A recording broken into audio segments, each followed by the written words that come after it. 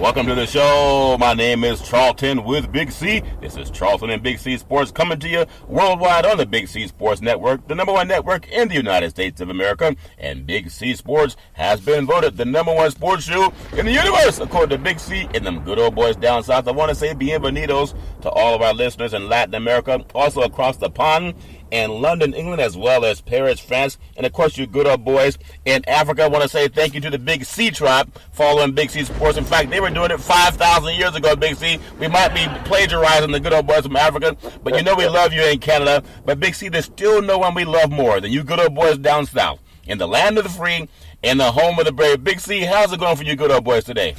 Well, Charlton, let me let you know how it's going for Jerry Jones. I said, bump. That was his heart and ego just hit the door down in the south. Yeah, I tell you, man, there's so many things that we love about this business, and you realize that he's trying to get rid of a guy that got his good boy that he loves the most, which is Ezekiel Elliott, in a little bit of trouble. But Ezekiel did it on himself, whether he's innocent or not. You got to be careful the company you keep. I do want to say today is it is November the 9th, 2017, in the land of the free, in the home of the brave.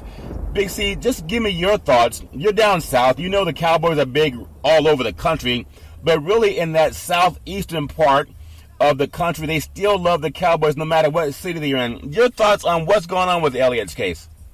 Well, Charlton, this is a case where, Elliott has continuously sought injunctions against the rulings of the NFL's hierarchy, okay? Yeah. Which is the commissioner, Roger Goodell, a guy who Jerry Jones praised for years when he was, putting punishment out on other players for improprieties that they found against league rules. Yeah. And Ezekiel Elliott, here's Jerry Jones, one of the biggest proponents of abuse towards women, donating, hundreds of thousands of dollars to battered women's shelters and all. Yeah.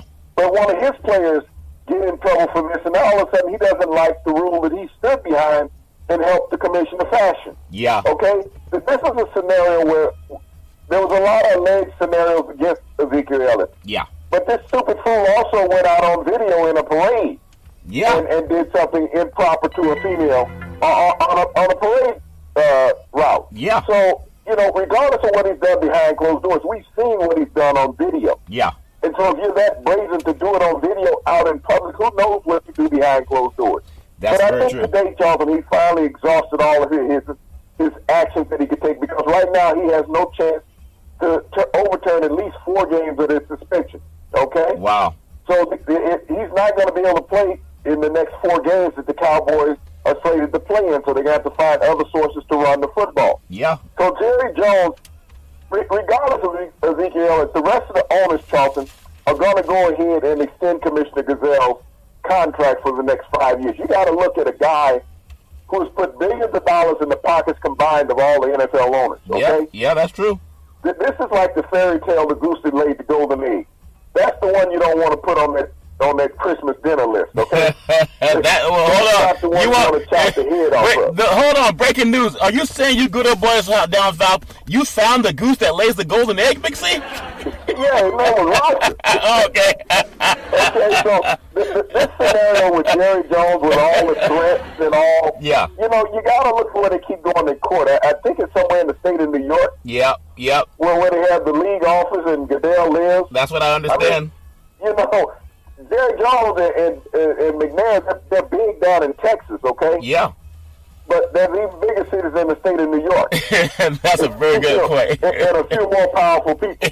That's a good point, Big C. I do want to say that this segment is sponsored by your Northern California Cadillac dealers, home of the all-new Cadillac Escalade, the standard of the world. And when you go by and test drive yours, tell them Charlton and Big C sent you. Ironically, I saw some good old boys pulling up to the New York headquarters of New York City. Big C, guess what car they were driving when they pulled up in front of the headquarters? It was clean, but it's still the same kind of car. Take one guess, Big C. I'm going to say Cadillac. Yeah, it was Cadillac. The Big C.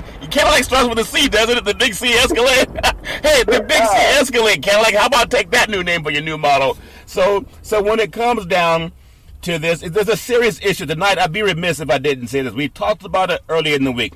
Tonight on CNN, which also starts with a C, the big CNN network, they're doing a study. Her name is Lisa Ling, and she's doing a study on sexual assault in the workforce, meaning women who are forced to have sex to keep their jobs. I know that's a taboo word, but Donald Trump let the cat out of the bag. Bill O'Reilly, Kevin Spacey, a lot of good old boys that we look at as paragons of virtue, and they're not. And now we have to find a way. If you have a daughter, if you have a mother, of course you may have a mother, but any woman in your life, and it happens to men too, but primarily women, every woman should watch this, because you can't always protect your daughter. You can't always protect your spouse. When they're in the workforce and they're around men who have the ability to hire and fire them, and sometimes they use that force or that intimidation of sexual intercourse to keep a job. Big C, no one should have to deal with that garbage.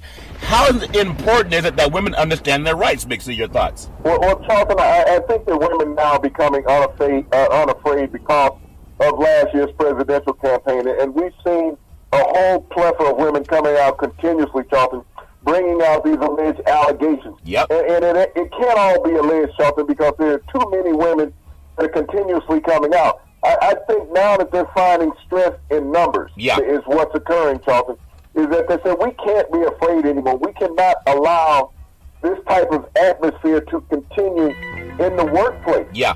Because the more of them that speak up, Charlton, the quicker we can remedy these predators, because they are predators, Charlton, that have used power. Now, this is nothing new. This has been used throughout American history. Yeah. We go back to slavery, okay? Oh, yeah. What did the slave owners do to the slave women? Whatever they wanted. They felt like it, Charlton. Whatever they wanted. And so this has been the history of white America, utilizing their power, Charlton, throughout time to use it against those lesser power that are more oppressed. Yeah. When you desperately need some, when you have children that you need to feed, you know, how do you starve your children? You say, okay, I'll drop my pride and then let this man, you know, abuse me in this way so that I can feed my children, that I can aid my family. Yeah. This is what has occurred over decades and centuries in America, okay? Yeah. Women have taken abuse for their families. Yeah. And they didn't have a voice to speak on. And I've heard stupid judges, Charlton, over time that made derogatory statements to women that have accused men of sexual improprieties, and there's been evidence in a lot of these cases where they have done this. Yeah. And judges have made statements against the women. Like the women invited these scenarios to occur. Even the judge with the Palo Alto case, Charlton, with the swimmer. Yeah. Okay? Yeah. That raped the young lady behind the trash bin. Oh, yeah. The judge last year in Canada told a 16-year-old girl if she had kept her legs closed, then the guy wouldn't have raped her. That's a shame. Okay, now this is a judge, and I don't know how he kept his feet on the bench. No. But when you make these type of statements to women, belittling them down to less than trash, okay? Yeah. And he's a man. And Charlton, as you say, you know, hopefully he had a mother. Yep. Maybe he had a wife. Maybe he had a daughter. Yeah. Did he look at them in that same light that he looked at this young 16-year-old girl who had been raped by a male? And that's a very good point, because a lot of people are simply ashamed to come forward and say something happened to me. And especially in the world of sports, there are guys who will protect their daughters, you know, but there are some men who are cowards. Some men, they won't say anything. You can have someone walk into your house, you find that man abusing someone you love, and you'll say, come on, man, that's not cool. The average man, you wouldn't say much other than do what you got to do to stop it from happening. But who protects them when they go off into the workforce? I mean, from 18 all the way up until maybe 80 or whatever it is. And the fact that Lisa Link's doing this thing on CNN, the big CNN network, we should call it the big CNN network, Big C. Let's take over that name, since they say a lot of things you talk about anyway. But I want to just bring it up because it's so powerful. And for anyone who ever concerned about your daughter or your spouse when they go off and they got to work for someone like a Bill O'Reilly, or they got to work for someone like a Donald Trump, or other men who've shown their brazenness when it comes to assaulting women, and that they'll fire them if they say anything. You gotta let women know. You send them off you educate them the same way a lion educates their cubs. Don't just send them off to be naive and not know how to deal with it. And Big C, I want to get your thoughts on why the sports world, and we always say sports will connect people, the sports industry, because a lot of men who play sports, they're a different breed. They have more fight in them. They don't just give up when someone hits them the first time. They fight back. How can we teach that same attitude to women to become like a Ronda Rousey in the workforce if they're assaulted or attacked. They can't just be quiet, Big C. How can they learn that from the guys who play sports and the women who play sports, Big C? Your thoughts? Well, Charlton, the unfortunate part about it in the corporate world is mostly male-driven. Yeah. Yes, there are female crossovers, but it's mostly male-driven. And when you look at the levels of power structure in corporate America, it's male. Yeah. It's testosterone-ridden, and especially in the Hollywood world, Charlton. Yeah. There are some female directors and producers. Yeah. But, they're 95% male in that industry. And they control it through these huge companies, Charlton, that limit what your product can be put in or whether you even get a role. Yeah. For years, Hollywood always talked about the casting couch as a joke. Yeah. But that couch was real, Charlton. Yeah. That if you want this job, you got to get on this couch. Yeah. And so males have used that power to abuse. You think about how many beautiful women have lined up for the potential of having a role. Yep. I know back years ago, Charlton, when I used to work as extras in a lot of shows and stuff during the off season. Yeah. Just to do something. And you would see, and I got it because, who I was. Yeah. But you would see hundreds and hundreds of young ladies show up. Yep. Just hoping to get that one glimpse on the camera that would set them apart from somebody else. Yeah. And who knows who they may have met. Yep. And so people over the years, this is human anatomy, Charlton, that people are willing to do most anything to get to the next level. Yeah. Whether it's turning on someone mentally or physically. Yeah. They do that. That's the human beast. Yeah. But for men to use their power, just like in athletics, you look at Ezekiel Elliott's scenario. Yeah. He can overpower a woman. Yeah. We know how physically strong that he is. He's a freak of nature. Yeah. You look at Greg Hardy, a tremendous athlete, huge, freakishly strong man, who abused a woman, and we saw the physical damage. Yeah. Josh Brown, the kicker from the New York Giants, who used his profession to abuse his former wife, Yeah. beating her up, kicking her around, and backed up by the Mara family because they knew about that, Charlton. Yeah, and that's a fact. That's a fact. When you look at these things, how men, there's a starting quarterback in the NFL who's talked about retirement, who twice has been hit with these sexual misconduct allegations and settled out of court. Okay? So these things go on, and most athletes, Charlton, use their size and power to abuse these women, to put them in a physical position where they can't, resist, but they can't get away. Yeah, okay? And we know that. They use the power, and that one quarterback used his bodyguard to help him to keep the woman locked in a bathroom. Yeah, and we know, even though the NFL has a stance on anti-domestic violence, it's just like what you said the other day, Big C. Everybody's quiet until it comes to their door. And how Jerry Jones was okay with all these guys that abuse women to give them $1 million or more to play for his team because they're good at blocking and tackling or scoring touchdowns. But when you talk about taking someone off the field because it might cost him a game, now he wants to sue the guy that's trying to uphold the league to say, we're not going to tolerate this garbage, Big C. Go back and look at Jerry Jones' Super Bowl teams in the 90s, okay? Yeah. Go back and pull a police blogger in Dallas. See how many of his players back in those days were accused of sexual assault. Yeah. And even arrested for that, Charlie. Yeah. And he had a star receiver that was arrested twice for that same type of behavior. Yeah. But his power and influence, because they were winning, he could work the system down there, Charlie. Yeah. And get these guys to stay or get the charges dropped. Yeah. But, he's been a proponent of backing players throughout his history, Charlton, that have committed violence towards women. And He had an offensive tackle one time. Yeah. Get in an accident with a 17-year-old in the car. Wow. Okay? Yeah. He was lost for the season. Yeah. But, Jerry was able to make this situation go away. So when I look at Jerry Jones, who is as hypocritical as an owner in the NFL, as far as protecting women, he thinks because he throws a few $100,000 at a battered women, that all of a sudden all his sins are erased. But he's been an advocate against violence towards women because he's hired many employees, Charlton, over the years that do this consistently, and he gets them out of trouble. That's an interesting point because of all the things, remember when President Obama, He had 2 terms as president of the United States, and he came under a lot of hatred just for being a black president. And a lot of people let their bigotry out of the garbage bags when they had a chance to say, okay, we got him in office, but now we're going to make sure we do everything in our power to make sure that he fails. They said that, okay? Them good old boys said that in Washington, D.C. Mitch McConnell, that good old boy. Now, Obama had this thing where they had him talk about the race issue in the United States of America as if white guys don't know it exists because they created it. But they had him talk about race as if let us explain how we can all get along as the group that's being oppressed over the years, okay? Now, Donald Trump, we're in this era of this domestic violence thing, and President Obama did it very eloquently.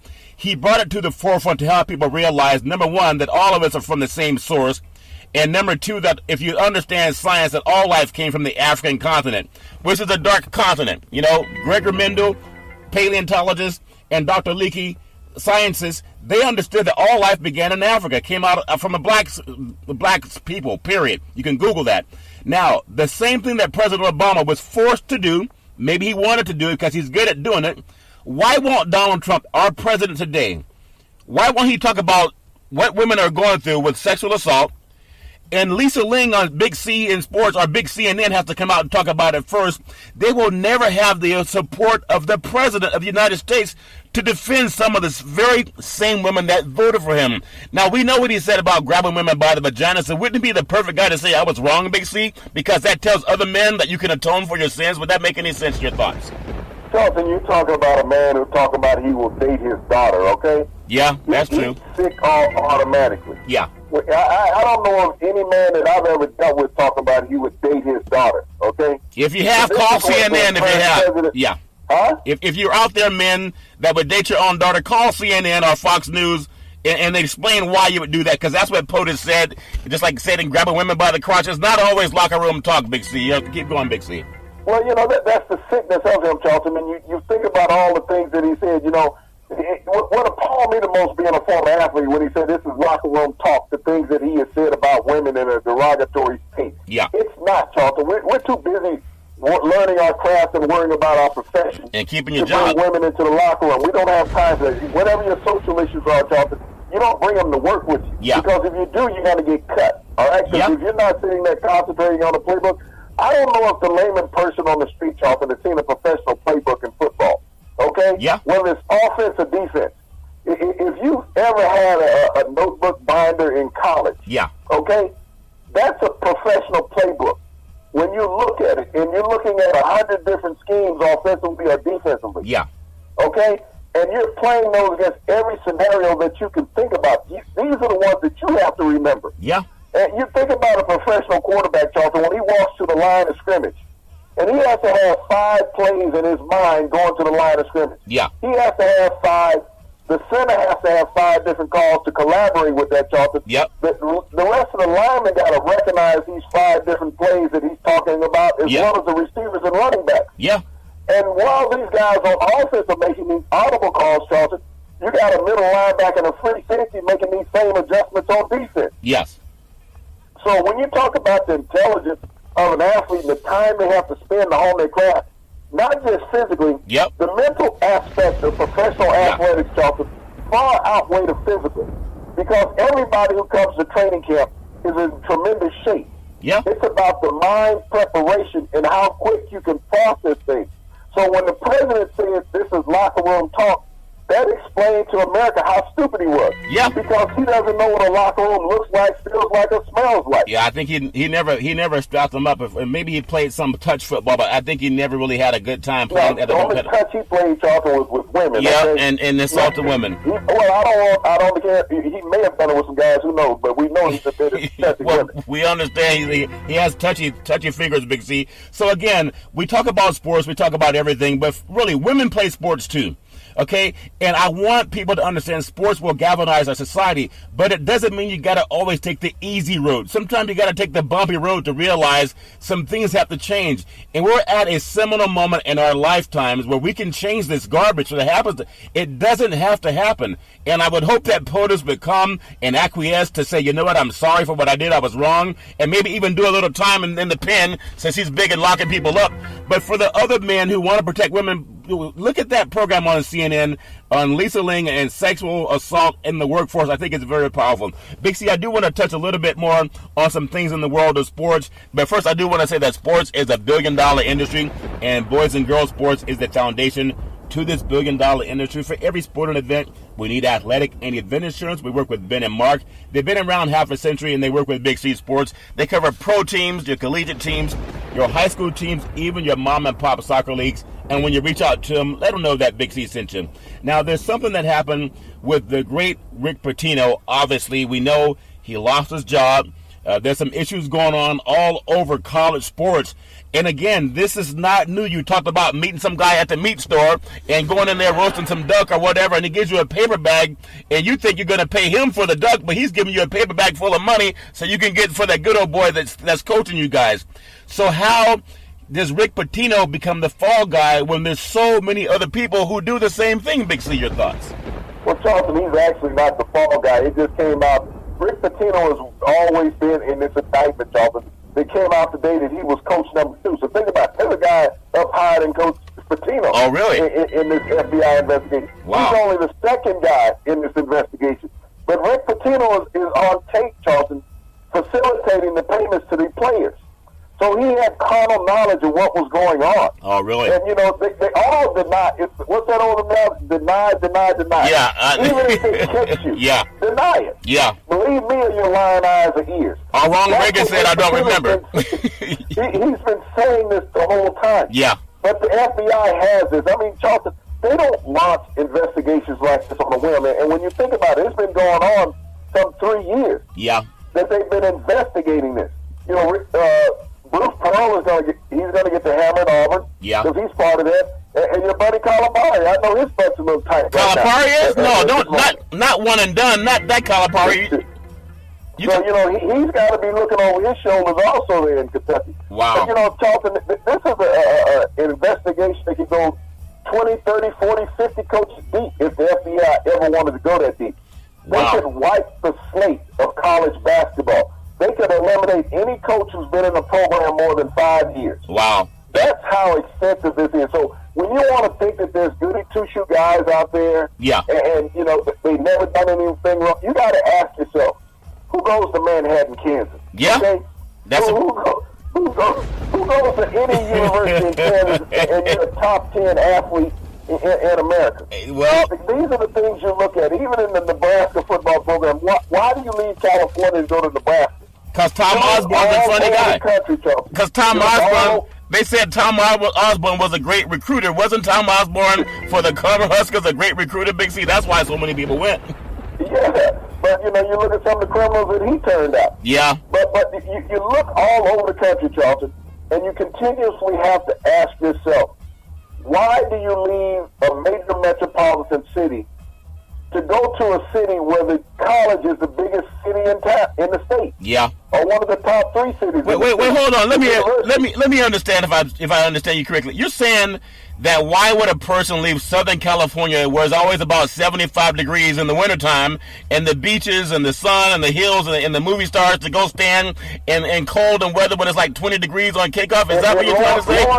Lawrence, Kansas, out on the plains, Charlton. Yeah. Why do you do that? You have to. I mean, I go back to years ago when Michigan got the Fab Five. Okay? Yeah. They got 5 of the top 20 freshmen in the country. Yeah. All at one time. Yeah. Okay? Yeah. And we saw what happened to the program with the scandal, and you know, everybody had to leave because the school went on suspension. Coach got fired and all of that. Yeah. After 2 seasons, because you could only stay hush-hush so long. Yeah.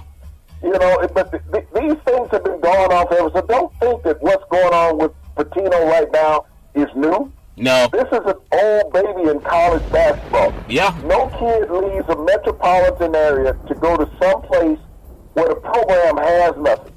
And then all of a sudden they become a huge program because this one kid or 3 kids all of a sudden attended this school and we were a package deal. If he came, I said I was going. Well, that's because we all got the same amount of money. That's what that was. That's a great. You're always dropping science, Big C. Again, you remind me of the movie with Jesus Shuttlesworth and the great Spike Lee and Denzel Washington. He got game. I think even Rick Fox was in that movie, and there was a woman in the movie. I think her name was Lola. She was Carmelo Anthony's wife, and she played in the movie also. I think her name was Nola. I'm not really sure if I got the name. Charlton, even a more pronounced movie is a movie called Blue Chip. Oh, okay? Yeah. Blue Chip with Nick Nolte, Bobby Knight, Shaquille O'Neal, Penny Hardaway, and a cast of many others, Charlton. That movie was the most realistic college movie ever done in history, okay? Yeah. The most realistic sports movie ever done in history. Because it showed that all of a sudden this one Midwestern university had all of these blue chip players that came in all at once. That, wow, everybody was wondering how everybody ended up at Western State. Yeah. How did Western State all of a sudden get these diaper dandies? Dick Vitale was in the movie. Hold on, Dick Vitale was in the movie? He was in the movie. The diaper dandy, okay. Western State that nobody knew about. Yeah. All of a sudden had the best recruiting class in the country. Wow. You know? and so everybody was in fear of them. Then all of a sudden, the cheating scandal was there. You know, guys fixing games and everything else. They were beating everybody. Yep. But not covering the spread. Well, because they were that good. That's a good point. And you know, I think about that school back in Dallas, SMU, and they had those two great running backs, Dickerson and James. And remember how they were dominant in the world of the college football. Now, we know some things that went on, and I see Eric Dickerson on TV a lot. Craig James used to have a broadcast company where he'd bring a lot of guys in, and they have to pay him money to learn how to talk, but they already knew how to talk, Big C, but they paid him anyway. But I just think that's funny when it comes from you're going to a school in SMU, deep in the heart of Texas, Jerry Jones territory, where nobody ever does anything wrong, and one of the guys that makes the most noise in the NFL trying to go at a guy who's defending women is from deep in the heart of Texas and Jerry Jones himself. So I know that they say everything is big in Texas, but do you draw any type of parallel? And I hear this sometimes maybe it's just a fact, maybe I'm naive, but I hear that some of the parents in Texas, and I'm just being pejorative, that they're so focused on making sure their kids can go to the big schools that sometimes money does change hands, or a car happens to show up in someone's driveway even though they don't have a job. Does that go on in Texas, or is that a worldwide thing, Big C? Your thoughts? Well, we're talking that was a scenario at SMU back in the 70s and early 80s. Yeah. That all of a sudden this university went from obscurity to getting the top athletes in the Southwest Conference at that time, Charlton. Yeah. And the other coaches couldn't stand it. They were all doing the same thing, just SMU went over the top and doing it. Yep. Because now, all of a sudden, kids wanted to go. I remember when Dickerson went there. Yeah. And all of a sudden, he had a brand new Trans Am. Oh, really? And it was in his grandmother's name that was living on Social Security. Yeah. And I think at that time, in 79, when he went there, Social Security for a retiree was like $4,800 a year. Yeah. So they were trying to justify how could she make the payments on the Trans Am and still live. Yeah. You know, but when you look at these coaches, Charlton, it's about who's doing what. They had a car dealer there at SMU in the early 80s. Yeah. That everybody drove a Nissan on the team. Wow. You know, and he owned the Nissan dealership. Yep. So, you know, it's about how you hide it or how elaborate you get. Well, you know, you go down in that state, Charlton, these kids, they don't all, you wonder, even my boy Nick, you know, you don't see too many players driving Benzes, but, you know, they drive something else. They drive at nighttime.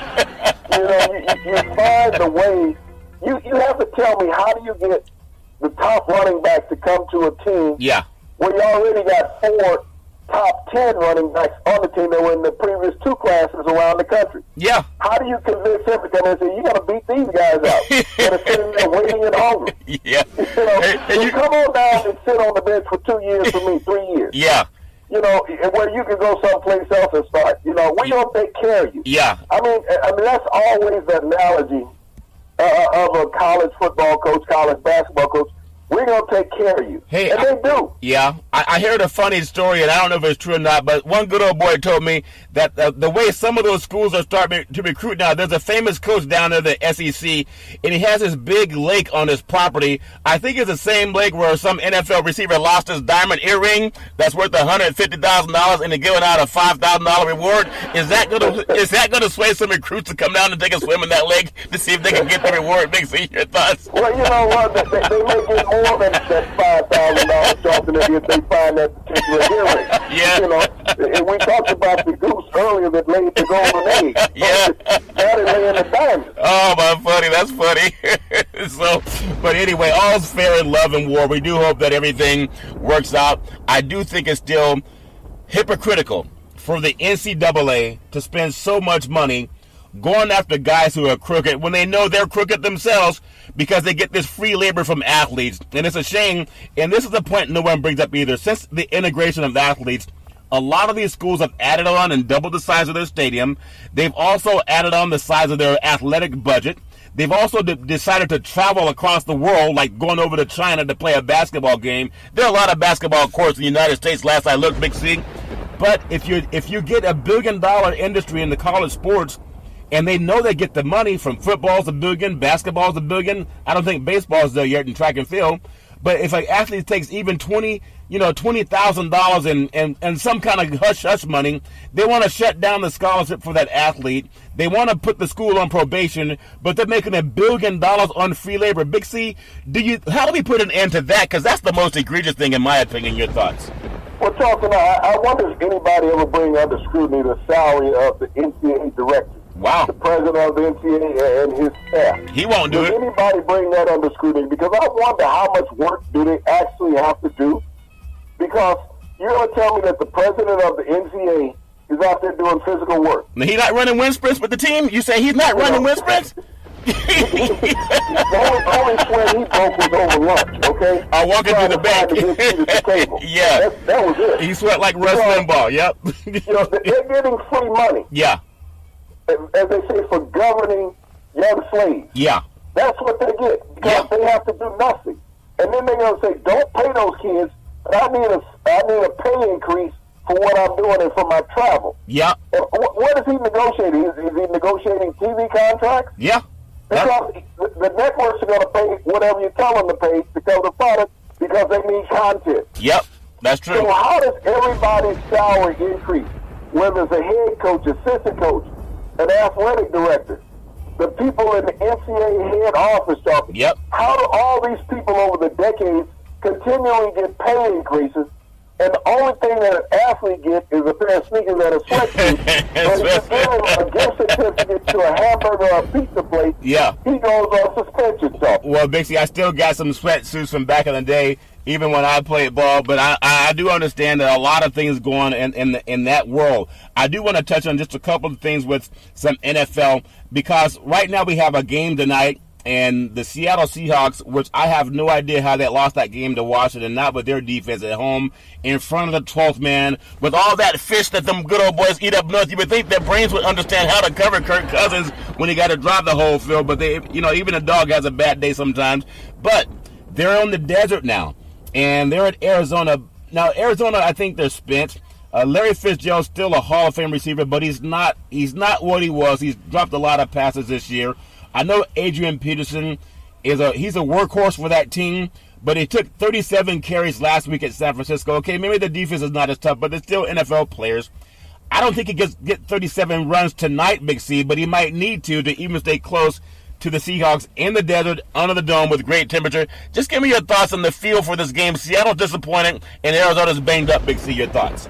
Well, Charlton, that was the most carries in a single game of any running back in NFL history. Yeah. Over 32 years of age, 37. Yeah. And he accounted for 159 yards last week on the ground. You think about it, that's been the second huge game since arriving in the desert. Yeah. For Adrian Peterson, he's always been a workhorse throughout his career. Yeah. The Vikings gave up on him. The Saints had no use for him.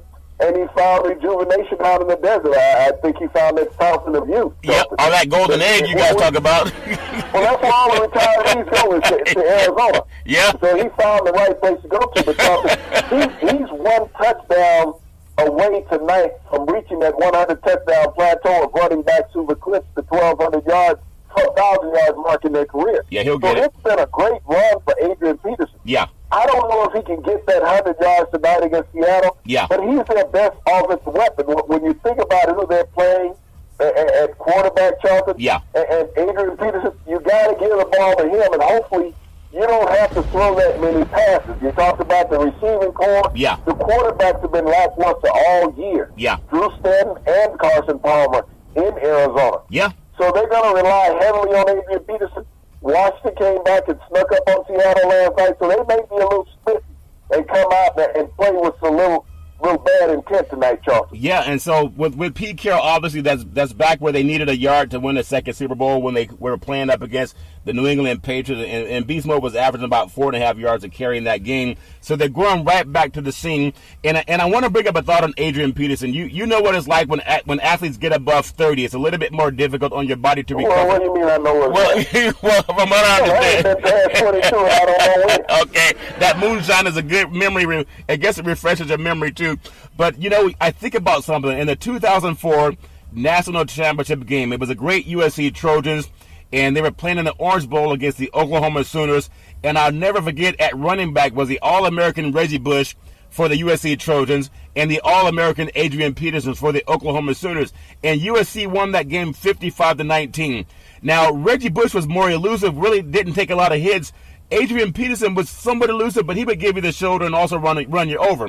One guy, even though Reggie's not retired from what I understand, but he's not playing at this time, and Adrian Peterson's still going strong. Big C, talk about the mileage that both of these guys have had to take in the punishment to last that long, and AD still running for over 100 yards a game. That's pretty phenomenal for any athlete. Big C, your thoughts? Well, the thing was, Adrian was a football player, okay? Yeah.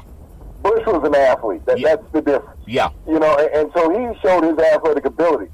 Adrian showed his heart. Adrian was a guy who never shied away from contact, whether he was in high school, college, or in the pro ranks. Yep. When you look at Bush's career, he was always that scat edge runner. Yeah. I mean, he ran between the tackles sometimes because he had no choice. Yeah. But he was an edge runner. Yeah. Adrian Peterson still looks for contact. Yeah. He reminds me of Earl Campbell years ago with speed. Yeah. Earl was a fast running back also. Yeah. But nobody wanted to see Earl. Yep. Jack Tatum saw him. On the team, Jack Tatum saw him one time.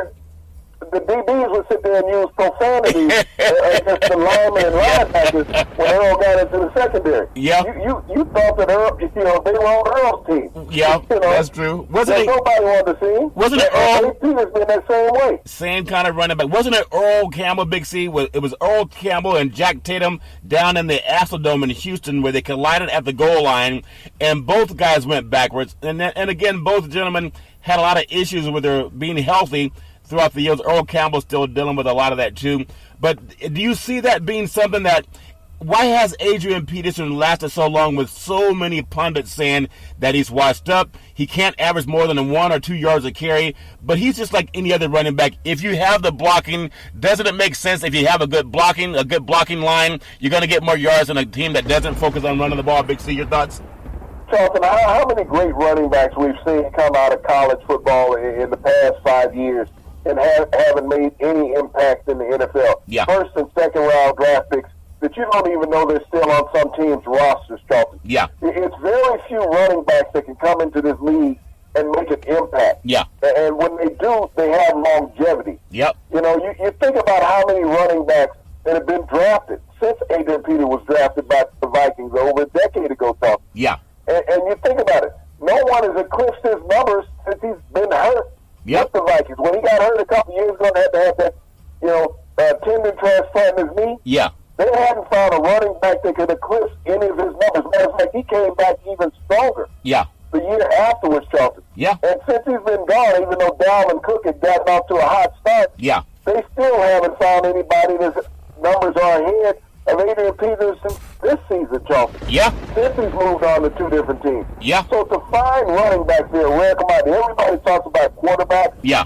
To find that franchise quarterback, Charlton, it's very rare that you find a franchise quarterback without a franchise running back. Yeah. When you go over and look at the history of the Super Bowl, Charlton, Yeah.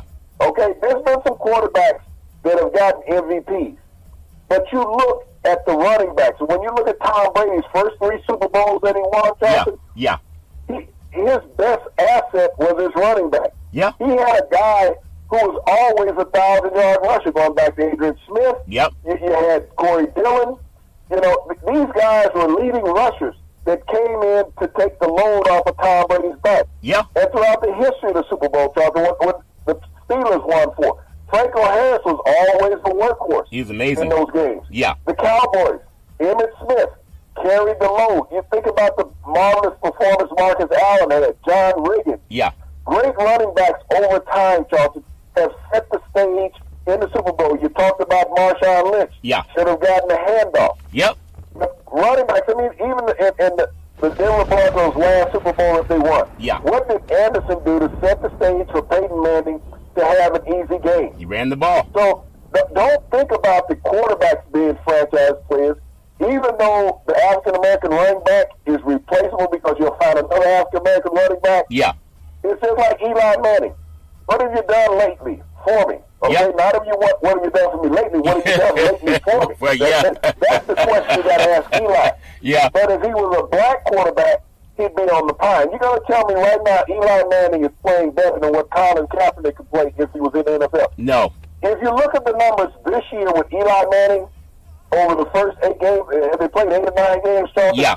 About 8-9 games now. Yeah. Look at the same numbers compared to Colin Kaepernick last year, Charlton. Yeah. Tell me who was a better quarterback. I think everybody knows the answer to that, Big C, and that's a shame that he doesn't have a job yet. In the final few minutes, I just want to bring something up. I know it should be a decent game tonight to decide who's positioned where behind the Rams in the NFC West.